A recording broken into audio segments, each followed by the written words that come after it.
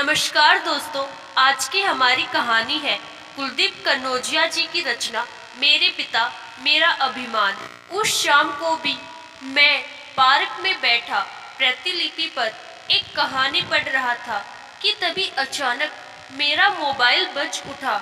मैंने फोन उठाया तो सामने से मेरी नटखट छोटी बहन सोना बोल रही थी। सोना बोली, भाई घर आ जाओ, पापा की तबीयत थोड़ी खराब है, उनको बहुत तेज बुखार है। मैंने तुरंत मोबाइल को जेब में डाला और 40 मिनट का रास्ता 25-30 मिनट में तय करके पापा के पास पहुंच गया। पापा को अस्पताल में इमरजेंसी में भर्ती करा दिया, लेकिन बुखार था कि कम होने का नाम ही नहीं ले रहा था।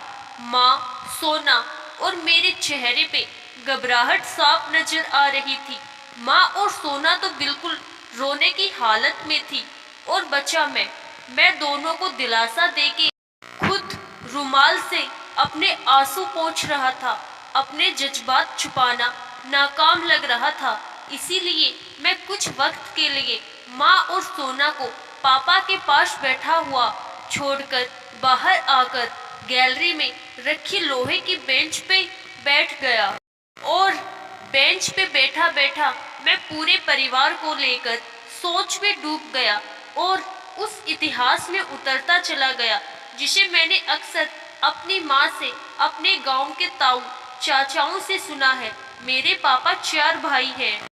पापा सब भाइयों में सबसे बड़े थे। घर की माड़ी हालत ठीक नहीं थी तो 10 साल की उम्र से ही पापा दादाजी के साथ काम पे जाने लगे थे। मजबूरियों ने पापा के हाथ से खिलौने की जगह कब रस्सी और कुदाल की पकड़ मजबूत बना दी, वो कभी खुद भी नहीं समझ पाए थे। मगर पापा ने कभी हिम्मत नहीं हारी। मजदूरी के बाद जो वक्त मिलता था उसमें पढ़ाई करते थे। 2 पल की भी चैन भरी नींद पापा के हिस्से में नहीं थी। सुबह मजदूरी और देर रात तक पढ़ाई, यही पापा का नियम बन गया था। लेकिन पापा ने इतनी मुसीबतों के बाद भी हार नहीं मानी। दादाजी की सड़क दुर्घटना में अकस्मात मृत्यु ने पापा के कंधों का बोझ ज्यादा बढ़ा दिया।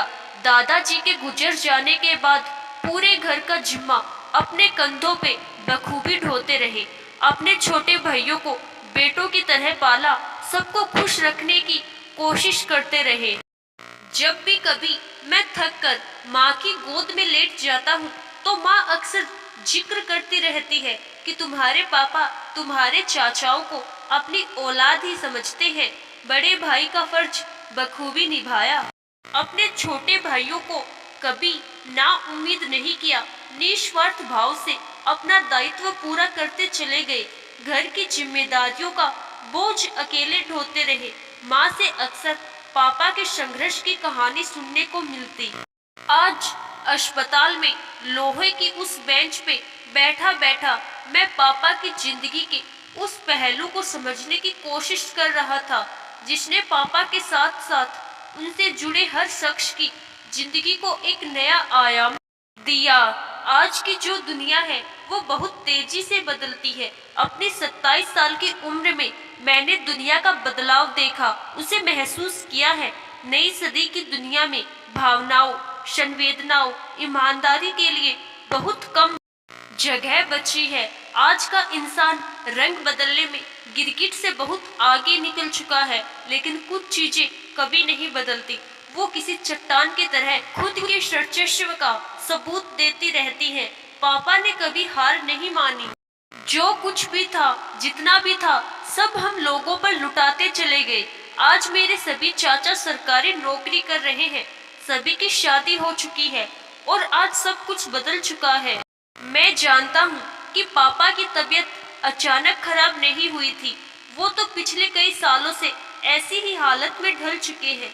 जब मेरे बड़े चाचा जी की नौकरी लगी और उनकी शादी हो गई, तब कुछ वक्त बाद जब तब वो अक्सर यही बोलते रहते कि आपने किया क्या है, जो आपका फर्ज था आपने वही निभाया। फिर बड़े भाई तो होते ही हैं, पिता के दायित्व को पूरा करने के लिए पहले बड़े चाचा, फिर एक एक करके बाकी के दोनों भाइयों ने भी अपना पल्ला झाड़ लिया। रिटायरमेंट के बाद भी 2 सालों तक सब कुछ अपने भाइयों की जिंदगी को संवारने में लगा दिया। मुझे आज भी याद है जब पापा का माँ से झगड़ा हुआ था। माँ ने कहा था कि अपनी औलादों के लिए भी कुछ बचाकर रख लो, इस दुनिया में किसी का कोई भरोसा नहीं। लेकिन पापा नहीं माने। उन्होंने माँ को दो टूक जवाब देते हुए कहा, ये मेरे भाई हैं, मैं इनके लिए इतना कुछ कर रहा हूँ, तो क्या ये मेरी औलाद के लिए कुछ नहीं करेंगे? तू बेकार की चिंता करती है, सब लोग एक जैसे नहीं होते। पापा ने जिंदगी के कठिन से कठिन हालात में भी सही फैसले लिए थे, लेकिन इस बार माँ की कही बात सही हुई। पापा अपने भाइयों की गद्दारी से काफी हद तक टूटकर बिखर गए और रही सही कसर मेरे बड़े भाई ने पूरी कर दी। अजय नाम है मेरे बड़े भाई का, मुझसे 6 साल बड़े। अजय भाई डॉक्टर बनना चाहते थे, लेकिन पापा पूरे परिवार को जोड़कर रखने की कोशिश में लगे रहते। परिवार में जब कमाने वाला एक हो और खाने वाले 10 हो, तो आप समझ सकते हैं कि कितने लोगों के सपने उसी परिवार में कहीं दफन हो जाते हैं। पापा को लगता था कि उनके भाई अपने भतीजों को संभाल लेंगे, लेकिन सब चाचा मौका परस्त निकले। ना जाने पापा से कौन से जन्म का बदला लिया था।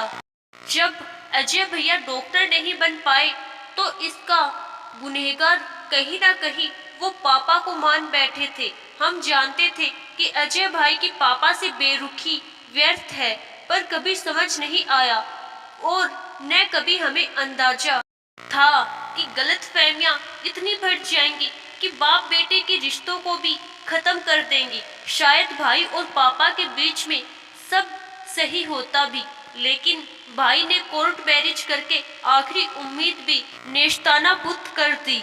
घनी दोपहरी में जी तोड़ मेहनत करने वाला, जिंदगी भर रिश्तों की धूप में जलने वाला शख्स आज अस्पताल के बिस्तर पर बुखार से तप रहा था, और मैं उस लोहे की बेंच पे बैठा बैठा पत्थर दिल वालों की दुनिया के बारे में सोच रहा था। मैं सोच रहा था कि जो इंसान जिंदगी भर सबका ख्याल रखता रहा, आज सब उसी शख्स से बेख्याल क्यों थे?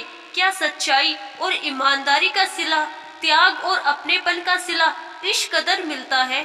असल में मैं अपने पापा को हर भगवान से ऊपर मानता हूँ, जिन्हें देवों का देव कहा जाता है। उन महादेव से भी ज्यादा मैं अपने पापा को मानता हूँ।